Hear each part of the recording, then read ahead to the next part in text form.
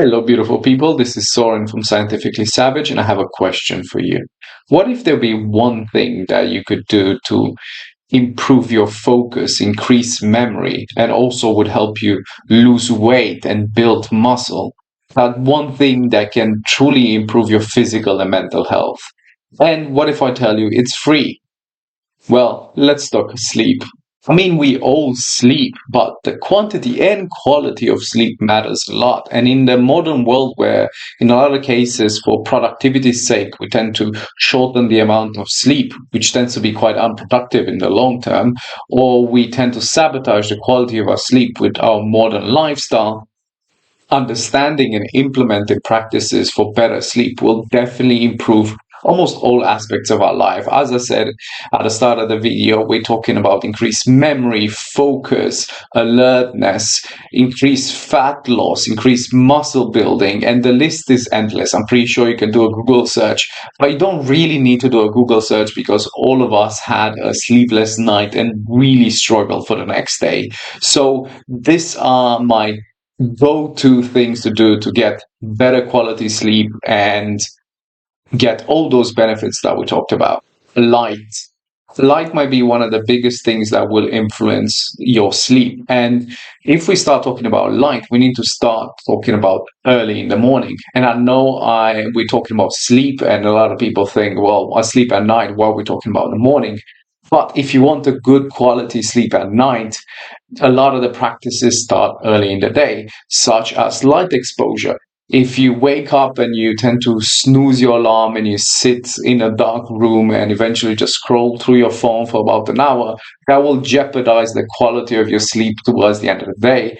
Because what you're trying to do, you are trying to really wake up. So getting light exposure, preferably outside light. So if you have a chance to look out the window or go into the garden and just go outside, if it's sunny out, about 10 minutes, if it's cloudy, between 20 and 30 minutes, and just look at the sky and allow the natural light to go into your eyes, which will naturally start your circadian rhythm, which is your internal body clock.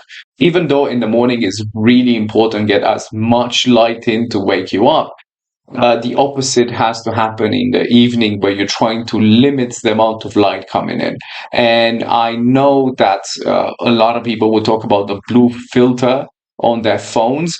That's just for eye protection. The amount of light matters. So just dim the brightness, dim all the lights in the house as much as possible. Try to avoid bright lights in the evening to allow you to get that good sleep.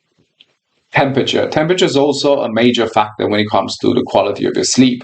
And again, we start in the morning, because if you want to wake up and start your day, you want to increase the core temperature. And the way you do that is either through exercise or cold shower. Yes, I know I said cold, but that actually increases your internal body temperature. And in the evening, if you want to go to sleep, you want to lower your internal body temperature. So we're looking at the warm shower, making sure that the room you sleep in is actually quite chilly, and just have as many blankets as you want. But if the room is too hot, it actually tends to disturb sleep.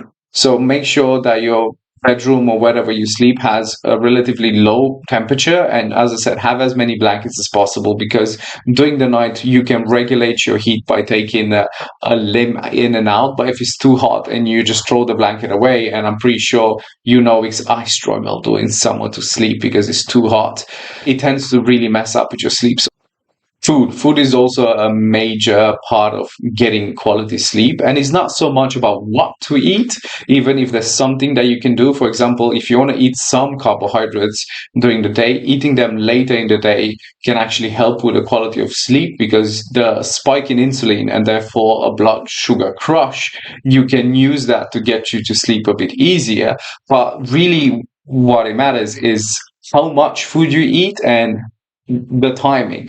In terms of how much, you're looking to not have your biggest meal or too much right before bed, because you will still be digesting, which will take a lot of energy from you repairing cell damage that you do during sleep.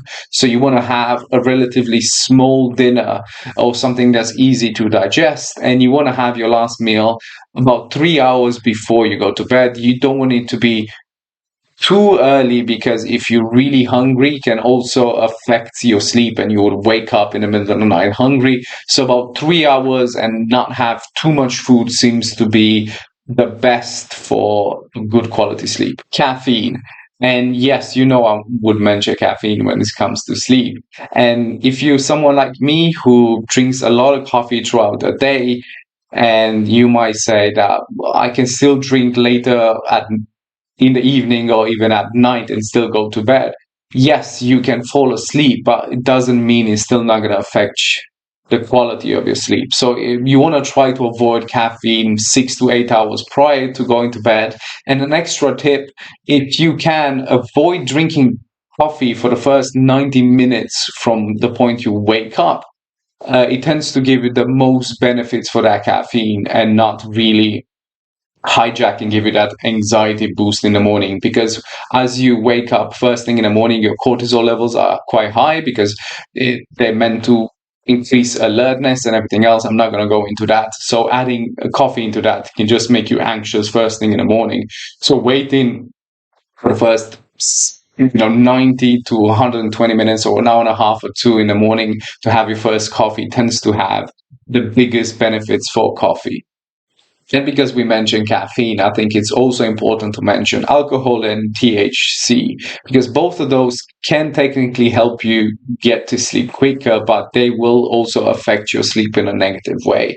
So having a smoke or drink before bed can relax you, but they will mess up your sleep. So avoiding that tends to be a better choice, rather than using it. I'm like, it helps me sleep. It might get you to sleep a bit quicker, but the quality of your sleep will be kind of shit. So avoid it if possible.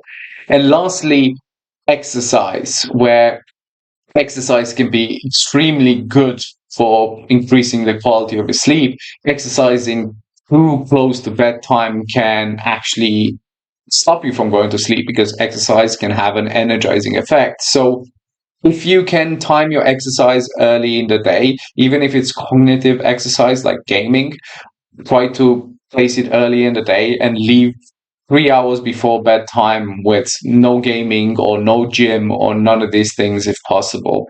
In reality, we can't all be perfect, but I think it's important to understand that if we implement some of these things in our life and increase the quality of our sleep and make sure that we get those 8 hours of sleep that everyone talks about, it can have a drastic effect on our mental and physical health. And hopefully you get something out of this video and you learn something. And if that's the case, throw it a like and subscribe below, and have a lovely rest of the day.